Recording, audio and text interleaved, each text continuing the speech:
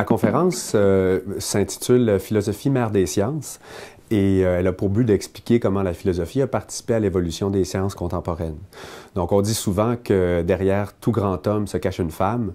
On peut aussi dire que derrière tout grand génie se cache la philosophie. Peu de gens savent, par exemple, que la théorie de l'atomisme contemporain remonte à 2000 ans et a été inventée par Démocrite, un philosophe grec.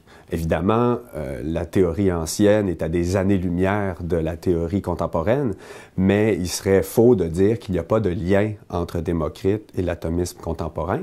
Et ce lien est un lien de filiation, c'est-à-dire que la philosophie a mis au jour, si on veut, l'ensemble des sciences de la nature, de la biologie à la zoologie, et même dans une certaine mesure la médecine.